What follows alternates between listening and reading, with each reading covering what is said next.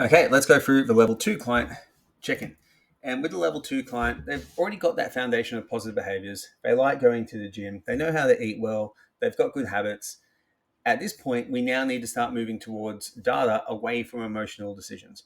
Because for these clients, going to the gym, eating protein, and those baseline habits that are needed are no longer emotional in nature. They're now habitual. So we can now focus on data because their emotions aren't going to be a complicating factor. So when we use this data, what we're going to do is use it to empower better decisions, track their progress objectively, and then also really reinforce the fact that these behaviors are doing a really good thing. So data is very useful. It just needs to be, and emotions are very useful. They both just have to be the priority at the right time for the right person. For a level one client, you really need to focus on the emotions. On the level two client, the data. With the level three client, we're going to go over that in the next video. So the first one with the level two client and their check-ins is we need to promote some self-responsibility. As much as it would be nice, no client is going to train with us for their entire lifetime. I'm pushing for it with a 21-year client, but that's not really the norm. That's kind of like an outlier. So we need to teach our clients to become accountable and self-sufficient on their own. And our job as a coach is to guide the change.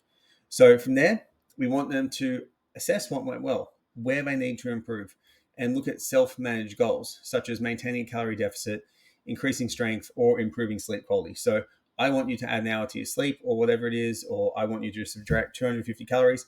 They need to learn to become in control of that over a period of time, so then they know what to do to take care of themselves in the long term. And for me, we use the data to drive decisions. So we make precise adjustments and fine tune their approach. This is really, really useful because we can, once we have the key metrics like body weight, we have macros, we have measurements, we have the macronutrient intake, we can see what really works for that particular client. And when we look at patterns in the data, such as consistency in nutrition impacts their training performance, we can start to see what's really going to push the needle forward for them versus what's going to hold them back.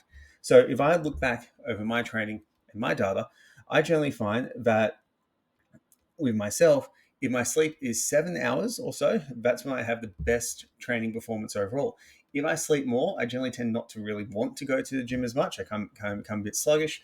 And if I undersleep for a period of time, I normally go well for 2 to 3 days and then it crashes really badly. It's probably due to functioning on adrenaline or something. That, again, is just a hypothesis. I don't actually know, but that's what the data has shown. So about 7 hours seems to be my winning spot for sleep. And then we adjust based on data insight. So, for example, if someone is under eating protein and they're stalling on their lifts despite doing everything else right, we up the protein. If that changes, fantastic. We know that client will thrive with a higher amount of protein in their diet.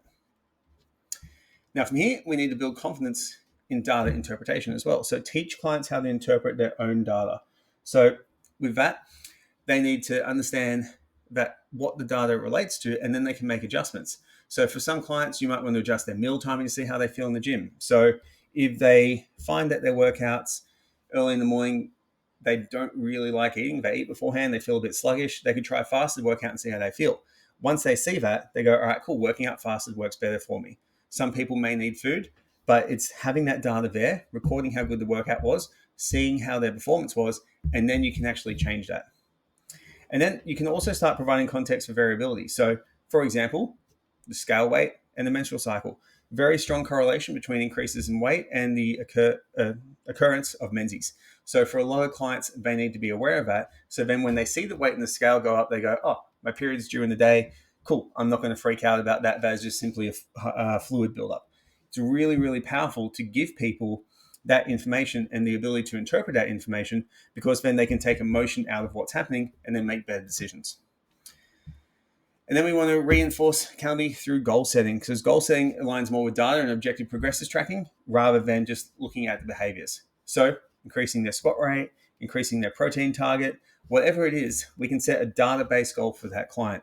Step count is the most common one that we'll see used, or overall minutes of cardiovascular training. And with a client, they can start looking at their data and starting seeing it. And the Kahunas app actually starts showing where there's correlations with this stuff. And when you've got correlations and you can see intrinsically how X behavior influences Y outcome, it encourages you to do more of X behavior. And the cool thing about the using data in physical fitness is that the lag time between implementing behavior and then seeing an outcome isn't super long. Compared to, say, in a business, you might like implement a new behavior or a new process, and it might be 6 months before you see the outcome. In this, if you change your diet, you can actually see noticeable change in body composition and performance really, really quickly. So this is a really powerful thing to really explore with your clients and get really good at.